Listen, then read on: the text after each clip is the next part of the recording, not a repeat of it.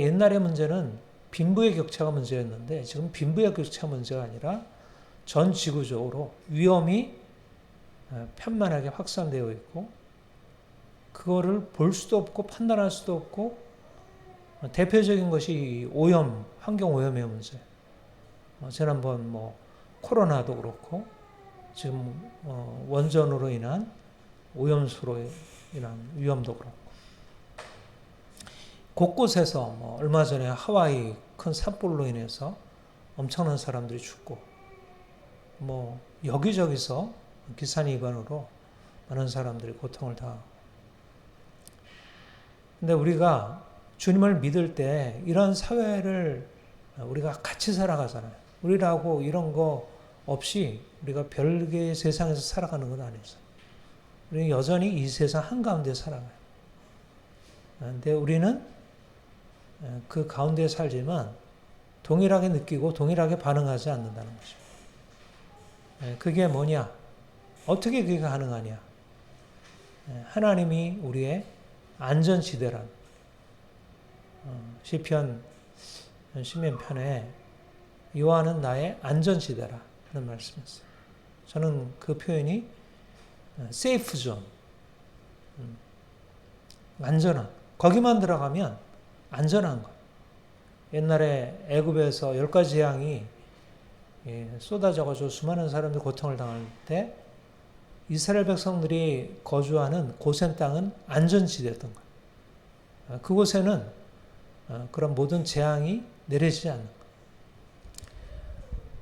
우리가 주님을 믿는 것, 우리가 왜 주님을 믿어야 될까?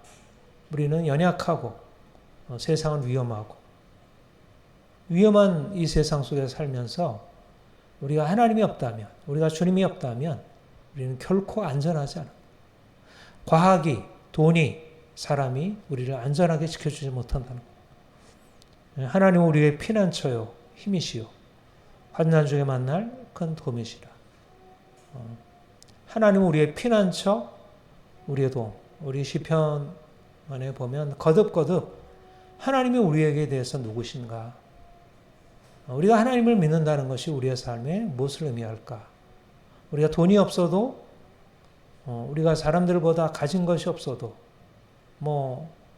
그런 어떤 과학기술에 대한 어떤 지식이 없어도, 삶의 여러 가지 보장이 없어도, 우리 하나님이 우리의 피난처시고, 그분으로 인해서 우리가 도움을 얻는다는 것입니다. 인간은 어떤 존재인가? 사실 인간에 대한 이해가 무엇보다 중요합니다. 인간은 어떤 존재인가? 사실 오늘날 과학기술이 발달해서 인간에 대한 이해가 굉장히 생각이 바뀌어졌어요. 인간이 마치 대단한 존재라고 생각해요. 대단하죠. 우리가 지금 이루는 업적이 얼마나 놀라워요. 전에 생각할 수 없는 엄청난 성취가 우리에게 있어요. 요즘 4차 산업혁명, 인공지능 이런 걸 통해서 보면 인간이 진짜 유발이라는 그 그리스 이스라엘 역사학자가 얘기한 대로 인간이 신적인 존재가 되는 호모 데우스가 되는 것이 아닌가라고 생각할 만큼 세상이 그리로 나아가고 있는 것 같아요. 그런데 여전히 우리가 경험하고 더 직면하게 되는 것은 아까 말씀드린 대로 우리 사회가 점점 위험하게 되고 그 앞에 얼마나 무력한지, 무능한지를 보게 되는 거죠. 과연 우리 스스로가 인생에 대해서 잘 할 수 있을까? 우리가 어려서는 어때요? 자기가 무력하다는 것, 무능하다는 것이 하는 게 문제가 되지 않잖아요. 부모가 다 책임져 주니까. 내가 아무리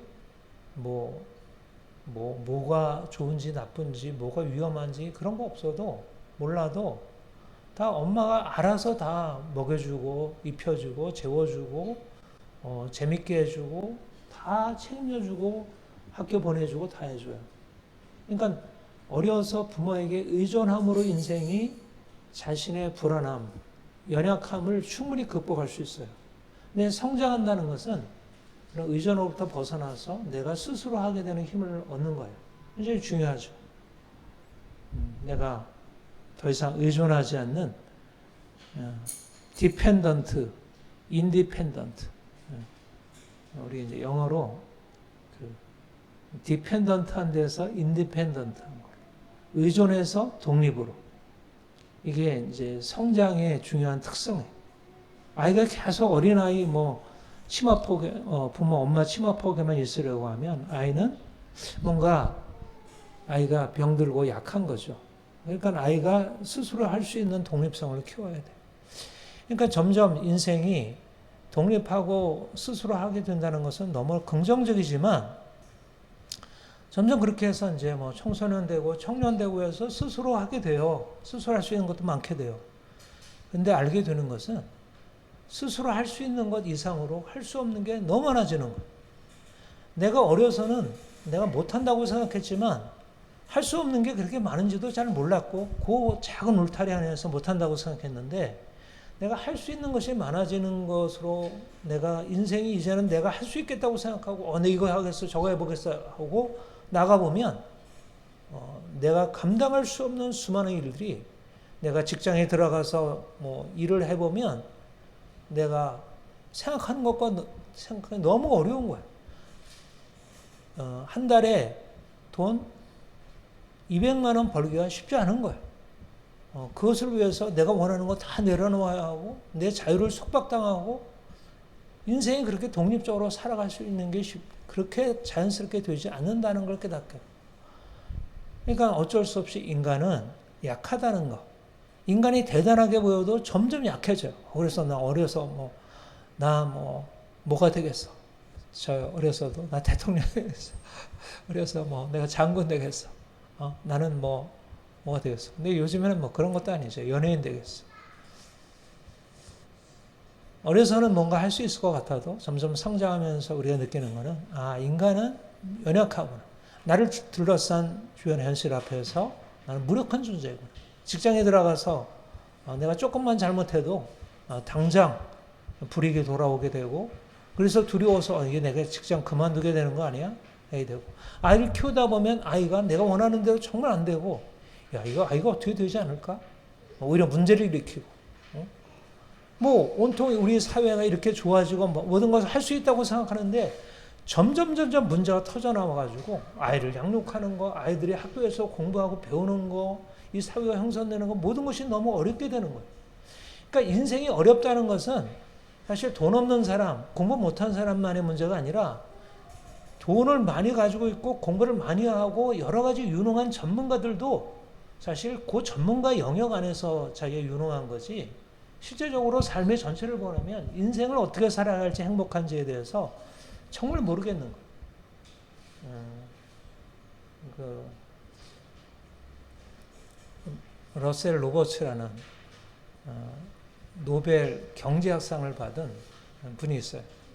결정하기 어려운 순간들이라는 책이 있어서 그 책을 보게 됐는데 인생이 이렇게 저렇게 계산적으로 풀릴 수 있는 일들이 있어요. 내가 요거 하면 공부 이렇게 하면 내가 합격해가지고 대학 들어가겠네. 요거는 그래도 계산해서 될 수 있어요. 내가 운동하면 이게 내가 건강해가지고 근육도 생겨나고 그래서 이제 내가 이렇게 건강을 회복할 수 있어요. 요거는 이제 계산해서 될 수 있어요. 그러니까 뭔가 인생에 대해서 이렇게 하면 될 수 있다는 게 인생이 많이 있어요. 인간이 노력해서. 근데 인생이 내 생각대로 전혀 안 되는 게 너무 많이 있다. 내가 결혼하는 게 행복할까? 결혼하지 않는 게 행복할까? 내가 자녀를 낳는 게 행복할까? 자녀를 낳지 않는 게 행복할까? 이거는 답이 없는 문제라. 답이 없는 문제. 이거는 내가 선택해야 하고 결정해야 하고 이렇게 선택해도 후회할 수 있고 저렇게 선택해도 후회할 수 있는 그런 삶이라. 그러니까 인간이 아무리 지능이 발달하고 아무리 뭔가 스스로 할 수 있을 것 같아도 인생은 결국 인간이다. 인간은 어쩔 수 없는 인간이다. 피조물이고 유한하다. 근데 오늘날 사람들이 내가 인간이라는, 내가 피조물이라는 사실을 알지 못하고 자기가 스스로 대단하다 생각하고 무엇을 이룰 수 있다고 막 올라가는 거예요. 근데 지금 이러는 결과가 뭐예요? 엄청난 파괴를 가져온 거예요. 제가 이제 오펜하이머 그 영화를 봤는데 사실 그 엄청난 일을 해낸 거예요. 엄청난 일을.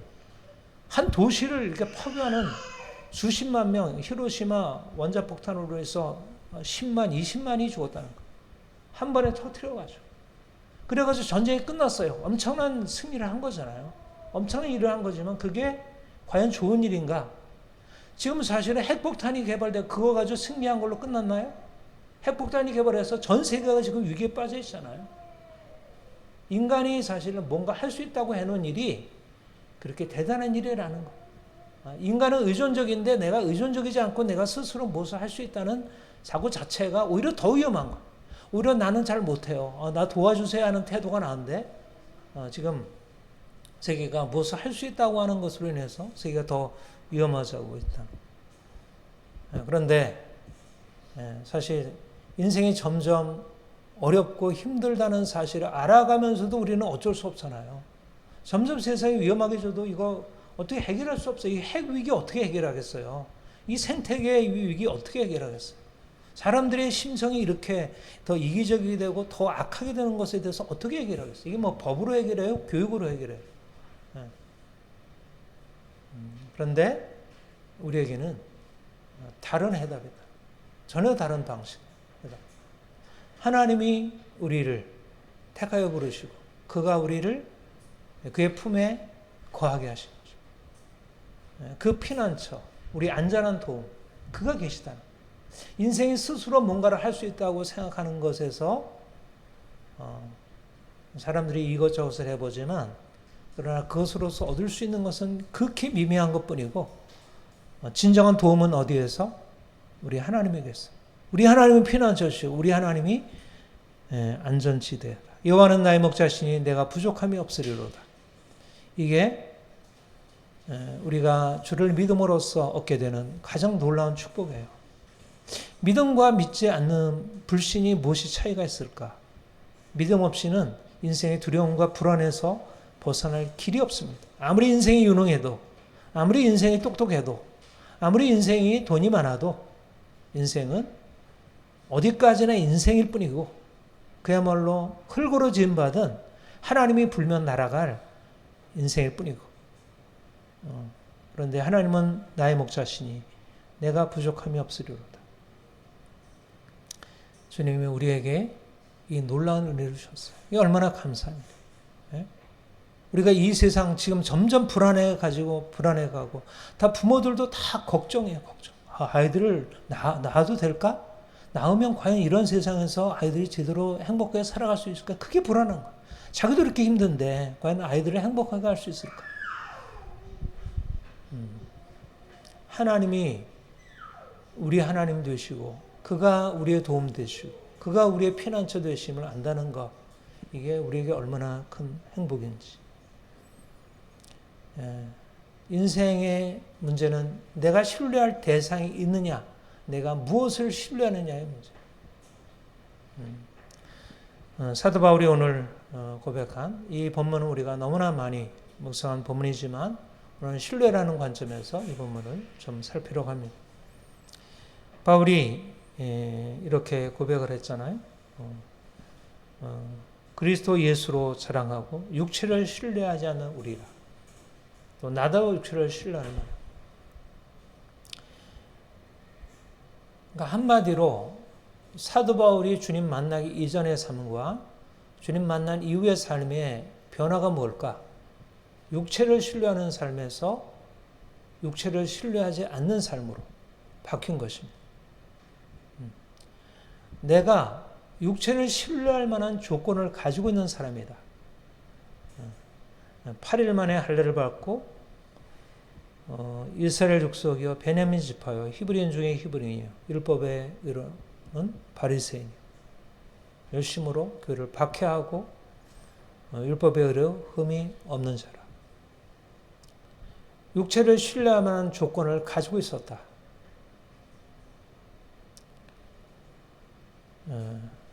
그 인생은 진짜 안전한 인생이었어요. 당시의 사회적인 기준으로 보면 그야말로 중상층인 거예요. 유대인이라는 면에서도 그렇고 그는 로마 시민이었어요. 더군다나 다소에서 태어날 때부터 로마 시민. 말하자면 당시 유대인들이 바벨론 포로 이후에 흩어져 있어서 그걸 디아스포라라 하잖아요. 아직 돌아오지 않고 그들이 유대 신앙을 갖고 있지만 기독교 유대교 신앙을 갖고 있지만 하나님을 믿고 있지만 그들은 이방인들로 이방인 세계 속에 살고 있는 거예요. 그러나 그는 어려서부터 8일 만에 할례를 받았고 그는 철저히 어려서부터 율법 교육을 받았고 그래서 그를 더 철저한 율법의 그런 사람으로 그를 세우기 위해서 가말리엘이라는 당시의 최고 유대교의 최고 스승 가장 탁월한 유대교 학자 이는 가말리엘 밑에서 교육을 받아 그는 유대인으로 보아도 가장 탁월한 로마 시민에다가 유대인으로서 탁월한 이런 모든 것을 갖춘 육체를 온전히 신뢰할 수 있는 오늘날 말하면 가문도 좋고 배경도 좋고 그리고 외적으로도 인정받고 존경받을 수 있는 만한 존재였어요. 거기에다 영적으로 보더라도 신앙적으로 보더라도 그가 유대교 신앙을 철저히 해서 하나님을 위하여 목숨 걸고 자신의 삶을 헌신해서 그것을 드렸던 사람입니다. 그런데 그가 다메섹 도상에서 여러분들 잘 알듯이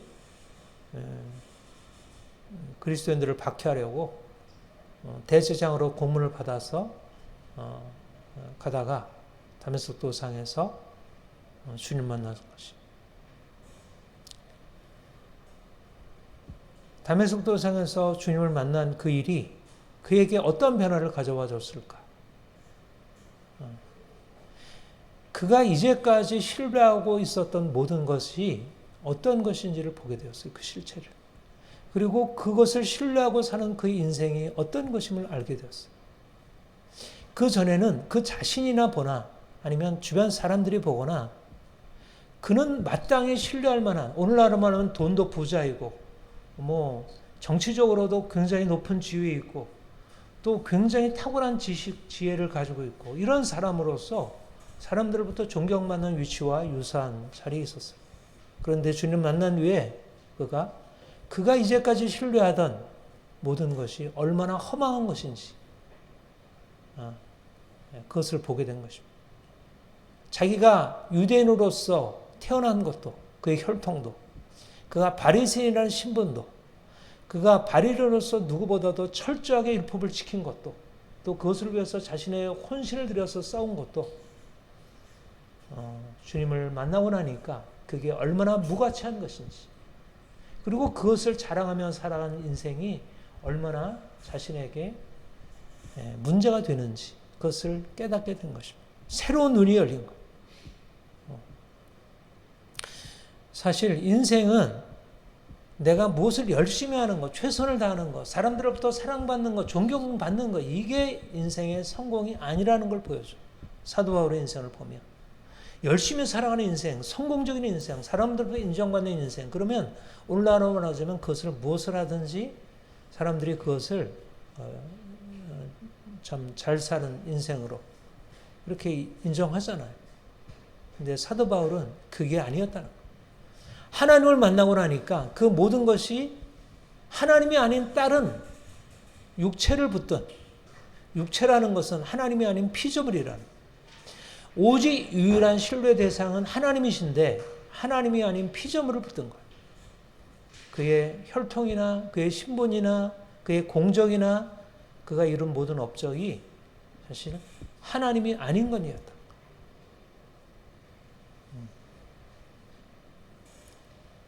그래서 그가 그 모든 것을 다 배설물로 여기고 다 내려놓고 이제 진정으로 신뢰할 만한 대상 누구예요? 우리 하나님 아버지, 우리 주 예수 그리스도. 그분만이 유일하게 내가 신뢰하고 따라갈 대상입니다. 세상에서 사람들이 이거 있으면 되겠어. 인생이 이것이면 안전하겠어. 이것이면 진정한 평안이 있겠어.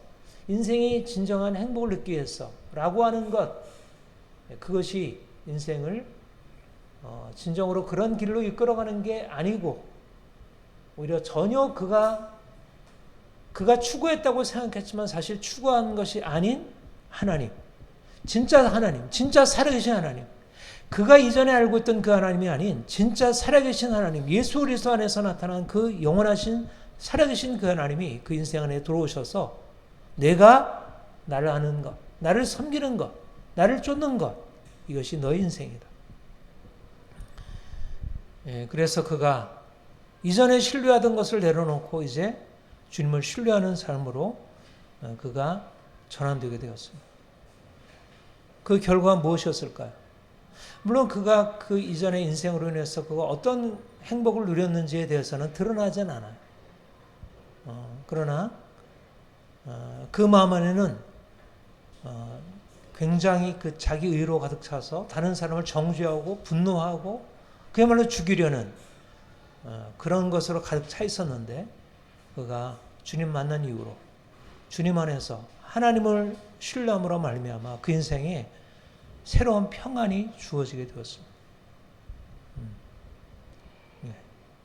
야, 주님 안에서 안전하고 내가 이제까지 이룬 무엇이 아니라 내게 주어졌던 무엇이 아니라 하나님이 나의 하나님, 나의 아버지 되시고 예수께서 나를 위해서 행하신 것이 나를 안전케 하는 것이고 내가 죽을 죄인이었는데 나 같은 죄인을 위해서 주께서 죽으셨고 그가 다시 살아나셔서 나의 주가 되셨다는 사실이 나를 안전케 하는 것이고 육체에 신뢰하던 모든 것들이 나를 안전케 하는 게 아니고 이전의 할례나 이전에 내가 가지고 있는 바리새인의 자격이나 내가 행한 의가 아니라 내가 예수 그리스도 그분을 믿는 것 그가 나의 주가 되신 것이 나를 안전케 하는구나 그렇게 고백을 했어요.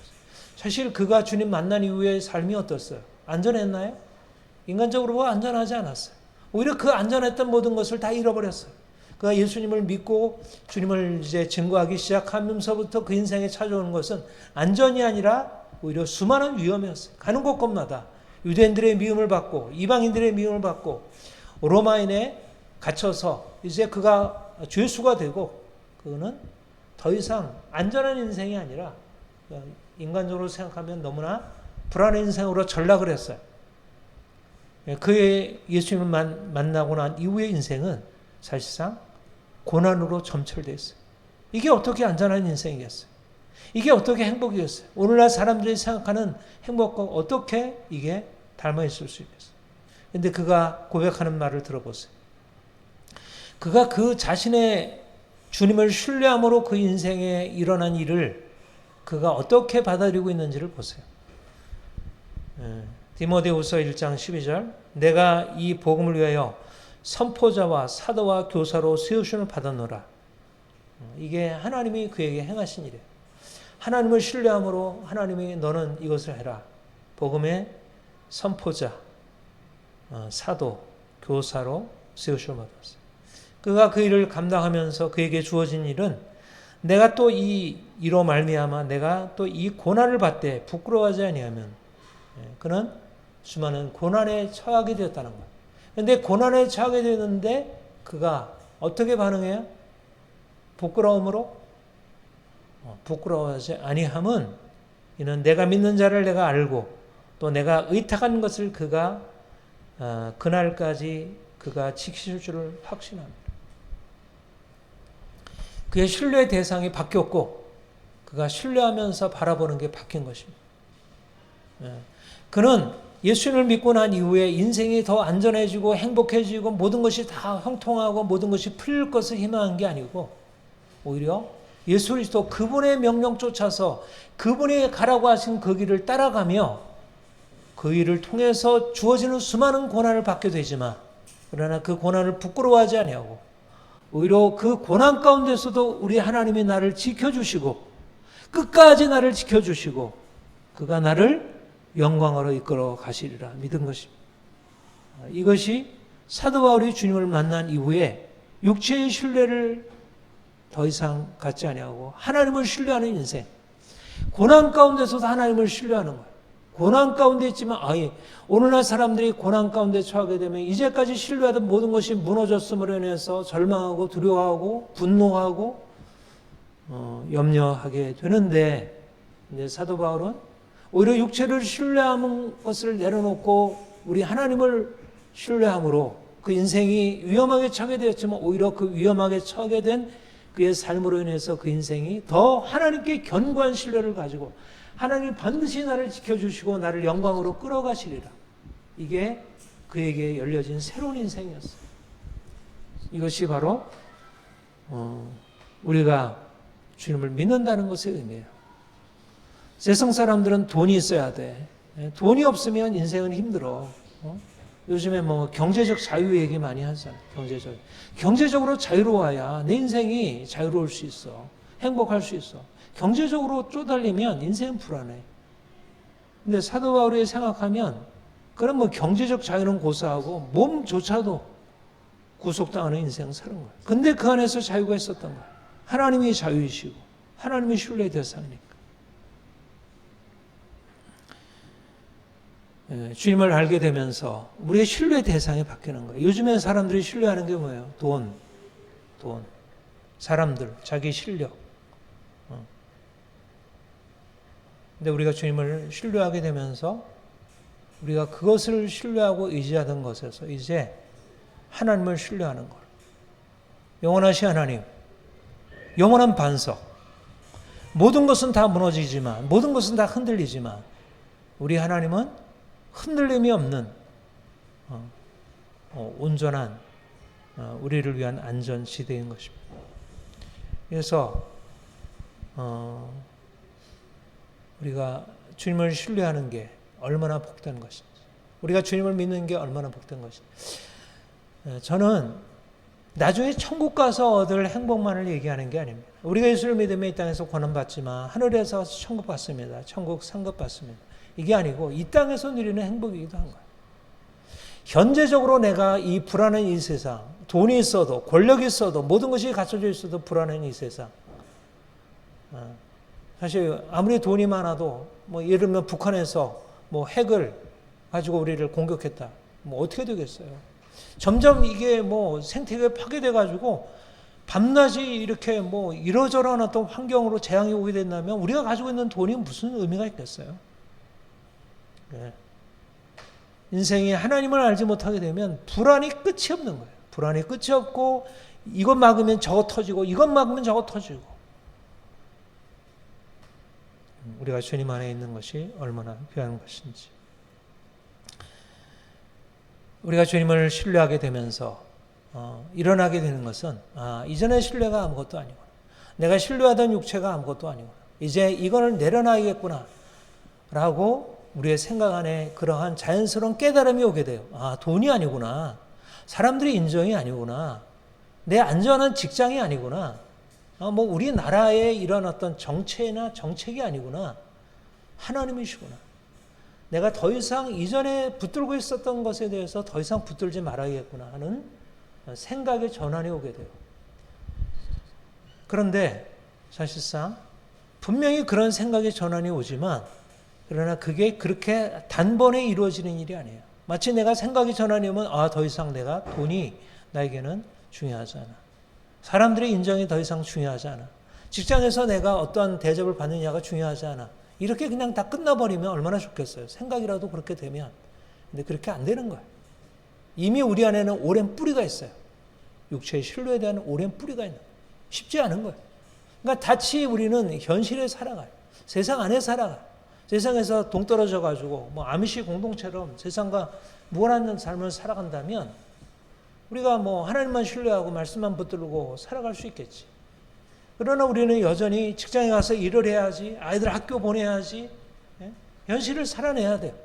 육체를 신뢰하는 사람들과 함께 살아가야 돼. 그러면 그들과 함께 하다 보면 어느 사이에 그들의 가치관이 내 안에 들어와서 이전에 내가 버렸다고 생각했던 거 다시 붙들게 되는 거예요. 그러니까 우리가 하나님을 신뢰하고 사는, 육체를 더 이상 신뢰하지 않는 우리라고 하는 거는 이건 시작된 것이지 이게 끝난 게 아니에요. 이게 우리의 정체성이지 이미 이루어진 게 아니라는 사실이 중요해요.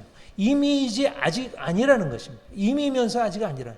육체를 신뢰하지 않는 우리라는 게 이미 정체성이지만 육체를 신뢰하지 않는 우리가 되는 것은 또한 계속 이루어져야 할 과정인 거예요. 말하자면 우리가 육체를 신뢰하지 아니하기로 결단하고 계속 나가지 않으면 끊임없이 육체를 신뢰할 만한 상황들이 우리에게 벌어지고 우리로 하여금 육체를 신뢰하라고 속삭이는 수많은 그런 소리들이 우리에게 들어와서 우리의 생각을 바꾸고 내가 또 이걸 붙들지 않고 이걸 놓쳤다고 어떻게, 이게 보험 들어놔야지. 이거 뭐 연금 어떻게 확보해야지. 뭐 이게 재테크 해야지. 뭐 해야지라는 생각이 끊임없이 들어오는 거야. 내가 사람들에게 잘 보여야지. 사람들에게 인정받아야지. 저들에게 내가 했다가는 이 큰일 나겠구나. 아이들 뭔가 이렇게 잘해줘야지. 이거 그냥 내버렸다가는 아이들 큰일 나겠다. 말하자면 현실 논리가 들어오게 되고 육체를 신뢰하는 것이 육체를 신뢰한다는 생각 없이 주어지게 됩니다. 당연한 염려, 당연한 두려움, 당연한 여러 가지만한 미래에 대한 대비들이 우리의 마음 안에 하나님을 신뢰하는 것보다 더 큰 의미로 차지하기 시작해요. 그러니까 우리가 사실 육체를 신뢰하지 않는 삶을 살아간다는 것은 사실은 하나님을 알게 됨으로 주어지는 하나님의 은혜이면서 동시에 끊임없이 우리가 씨름해야 할 과제다. 내가 죽고 주님이 내 안에 사시는 것. 이미 된 일이지만 끊임없이 나의 죽음을 선택해야 하는 것. 끊임없는 우리의 과제이고 과정 안에 들어가 사는 것입니다. 그래서 이 말씀을 우리가 늘 붙들어야 돼요. 사도 바울의 이 고백을 늘 붙들어야 돼요. 우리는 사도 바울이 아니고 우리가 사도 바울처럼 그렇게 담에색도 성에서 주님 만난 것도 아니고 어떤 특별한 영적인 체험한 것 아니지만 믿음의 본질이 사도 바울에게서 나타났어요. 그러니까 우리가 하나님을 신뢰하고 예수 그리스도를 자랑하고 그를 신뢰하며 살아가는 인생, 그러면서 우리가 더 이상 육체를 신뢰하지 않은 인생을 살려면 사도 바울의 이 고백이 우리의 마음에 굳게 새겨져야 돼. 우리 7절 9절 그러나 무엇이든 내게 유익하던 것을 내가 그리스도를 위하여 대해로 여길 뿐더러 또 모든 것을 해로 여김은 내 주 예수 그리스도를 아는 지식이 가장 고상하기 때문에 내가 그를 위하여 모든 것을 잃어버리고 배설물로 여김은 그리스도를 얻고 그 안에서 발견되려. 여기에 맨 마지막에 보면 그리스도를 얻고 그 안에서 발견되려 함이니 그 앞에 뭐라고 얘기해요? 모든 것을 잃어버리고 배설물로 여김은. 그러니까 조건이라는 거예요. 조건이 있다는 거예요. 내가 그리스도를 얻고 그 안에서 발견되려면 그리스도를 얻는 것은 우리의 그 안에서 모든 것이 주어지는 거예요. 하나님의 생명의 축복, 평안, 우리의 능력, 강함, 세상을 이기는 능력, 이것이 우리에게 주어져요. 그리스도를 얻는 것은 세상의 모든 것을 얻는 거예요. 그리스도는 만왕의 왕이시고 만주의 주이시고 그의 권세는 어느 누구도 당할 수 없어요. 그리스도가 우리와 함께 하신다면 우리가 어떤 세상의 강력한 세력이라도 능히 감당하고 이길 수 있어요. 그런데 그렇게 되기 위해서 뭐가 필요해요? 모든 것을 배설물로 여기고 모든 것을 잃어버리고 배설물로 여김은 이게 필요하다. 잃어버려야 한다는 거예요. 이전에 신뢰하던 것을 잃어버려야 한다. 그리고 실제적으로 그것을 내려놓아야 한다는 거예요. 버려야 한다는 거예요. 내가 그리스도를 얻기 위하여 이전에 얻었던 것을 잃어야 한다는 것입니다. 주님도 얻고 세상도 얻으려고 한다면 주님을 다시 잃어버리게 되는 거예요. 말하자면 우리 그릇이 용량이 있는데 용량 안에다가 내가 주님을 얻었어. 너무 좋아요. 근데 내가 이 세상에 이전에 얻었던 것도 너무 좋아. 돈도 좋고 사람들한테 인정받는 거 좋고 인생의 어떤 즐거움도 좋고 그런 것을 계속 붙들고 있어. 그러면 두 가지가 다 있으면 다 좋잖아요. 누이 좋고 매부 좋고 일석이조. 왜 극단적으로 이거냐 저거냐 그렇게 선택을 해. 이것도 저것도 보스 앤드. 그런 인생이 더 낫지 않아? 물론 우리가 온전하게 주님을 알게 되면 보스 앤드가 가능해요. 그러나 우리가 이것도 저것도가 다 나은 인생이 우리에게 분명히 주어지는 것이면 영적으로나 육적으로나 축복받는 인생이 우리에게 열려져 있고 그것을 향해서 나아가지만 그러나 그것을 위해서는 끊임없이 우리에게 무엇이 필요하냐면 바울의 이 태도가 필요하다는 거예요.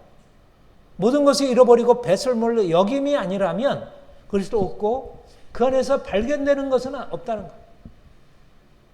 중요한 것입니다. 그런데 오늘날 수많은 사람들이 예수를 믿지 않는 사람은 물론이죠. 자기가 얻은 게 없으니까 그리스도를 얻는다는 건 모르니까. 그러니까 배설물 같은 것을 얻으려고 온갖 것을 들여서 밤낮으로 수고하는 거예요. 돈을 얻으려고 권력을 얻으려고 쾌락을 얻으려고. 그런데 주님을 믿은 사람은 이제 이게 아니라는 것을 이미 알았어. 들었어. 또 경험도 했어. 또 목사님이 계속 설교도 해. 그런데 실제로 나가보면 이건 버릴 게 아니야. 이것 또한 얻을 거야. 이것 또한 내가 잃어버렸다가는 큰일 날 거야. 돈도 있어야 돼. 권력도 있어야 돼. 사람들의 인정도 있어야 돼. 근데 이거 왜 버려? 이거 버렸다가 어떻게 돼? 그런데 이게 버리지 않고 이거를 붙드는 것은 그거는 모순이라는 거야. 안 된다는 거야. 그 폴툰이라는 스위스 크리스찬 내과 의사하면서 거의 정신의학자를 할 수 있는 아주 유명한 기독 상당가 트루니 여러분들에게 자주 말씀드리는 인간의 자리라는 책이 있어요. 거기에 아주 중요한 그 원리, 인생의 원리, 지지에 관한 원리가 있어요. 근데 그 지지에 관한 그 4부가 지지인데 3부가 지지인데 3부의 지지에서 첫 번장이 길의 중간 지점이라는 그런 상이 있어요. 거기 보면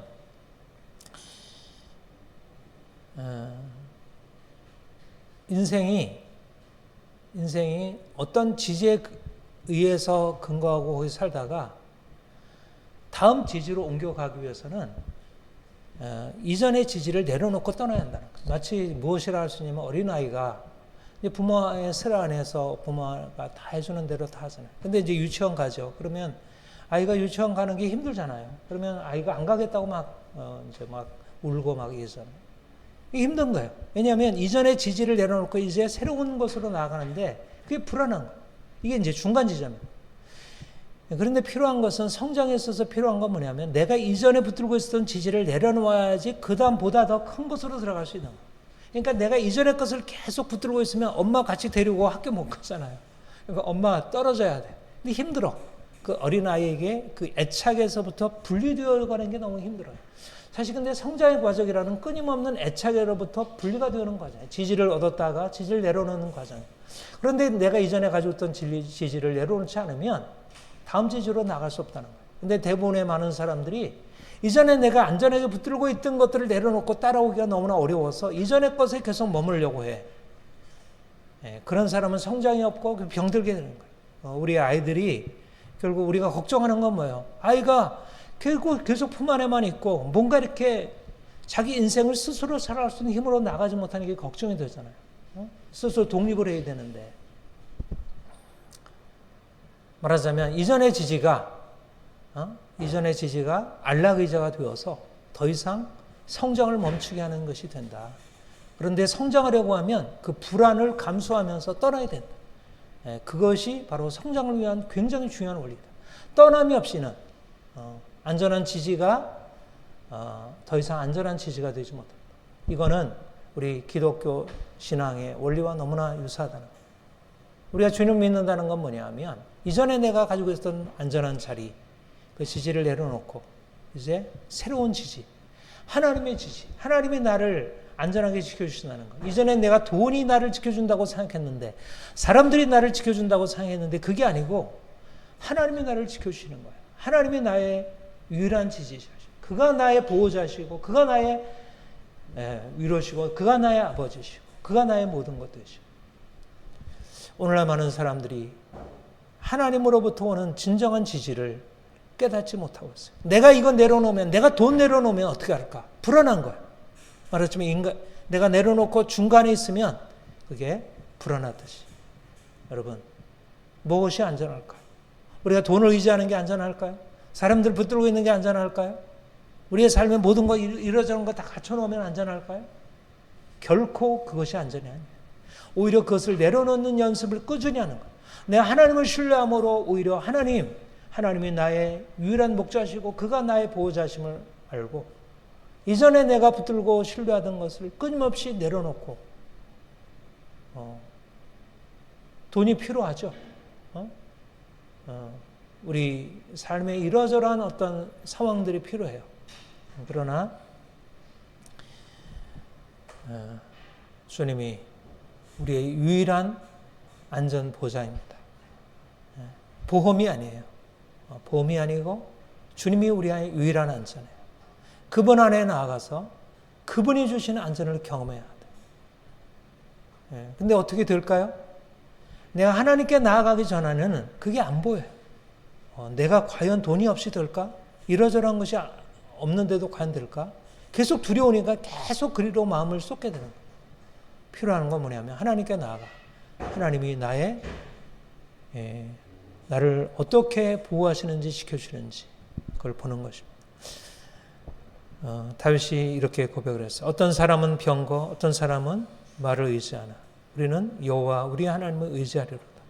그들은 비틀거리며 엎드러지고 우리는 일어나 바로 서도다. 육체를 신뢰하는 자와 하나님을 신뢰하는 자의 차이입니다. 어떤 사람은 병거, 어떤 사람은 말을 의지하나. 싸움에 있어서 병거나 말이 중요하잖아요. 병거나 말 없이 싸울 때 과연 이길 수 있을까요? 골리앗 어떻게 칼 가지고 칼 없이 이길 수 있을까요? 그런데 사람들은 대부분 병거나 말을 의지하지만 우리는 오직 여호와 우리의 하나님을 의지하리로다. 근데 그 결과가 어때요? 말과 병거를 의지하는 사람이 받은 결과와 여호와 하나님을 의지하는 사람이 가진 결과가 어떻게 달라요? 그들은 비틀거리며 엎어지지만 우리는 일어나 바로 서도다. 이게 놀라운 비밀이에요. 병거나 말이 있는데 그 사람은 오히려 비틀거리고 넘어지고 아무것도 없는데 여호와를 의지하는 사람은 오히려 일어나 바로 서는 거예요. 이게 하나님의 능력의 역사예요. 믿음의 능력이에요. 우리가 세상을 살아갈 때 나에게는 병거가 없어.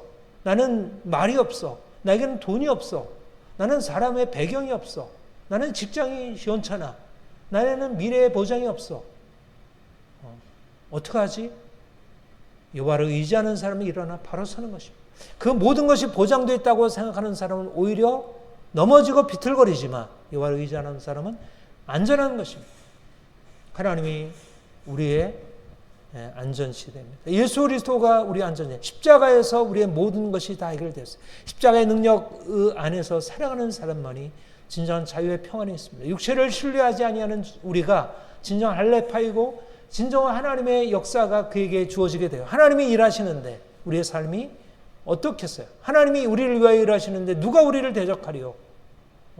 누가 우리를 감히 대적하리요? 여러분, 우리가 더욱더 육체를 신뢰하던 우리의 이전 삶 내려놓고 오직 하나님만 신뢰함으로 하나님이 우리를 위해서 행하시는 이 놀라운 역사를 우리의 매일매일의 삶에서 경험하고 육체를 신뢰하는 거고 육체를 자랑함으로 살아가는 많은 사람들에게 하나님을 신뢰하는 것이 얼마나 놀라운 것인지를 보여줄 수 있는 여러분들을 되기를 축복합니다. 기도하겠습니다. 하나님 아버지, 사도 바울이 주님을 만난 후에로 그가 더 이상 이전에 육체를 신뢰하던 것을 신뢰하지 아니하고 오직 하나님만 신뢰함으로 그 인생이 안전하고 고난 가운데서도 그가 평안을 누릴 수 있었습니다. 오늘날 수많은 사람들이 육체를 신뢰함으로 그것을 자랑함으로 그것이 너무나 당연한 것이라고 생각하고 살아가지만 하나님이여 우리로 하여금 눈 열어 하나님이 우리의 안전한 보호자시고 우리의 위로시고 우리의 능력이심을 날마다 깨닫게 하옵소서. 우리의 눈이 주께 고정되게 하시며 세상 사람들의 성공과 실패에 우리가 눈이 향하지 아니하도록 우리의 마음을 굳게 주님께 두게 하옵소서. 우리를 통해서 이 주님의 축복이 온 열방 가운데 흘러가게 하옵소서. 감사합니다. 예수님의 이름으로 기도합니다. 아멘.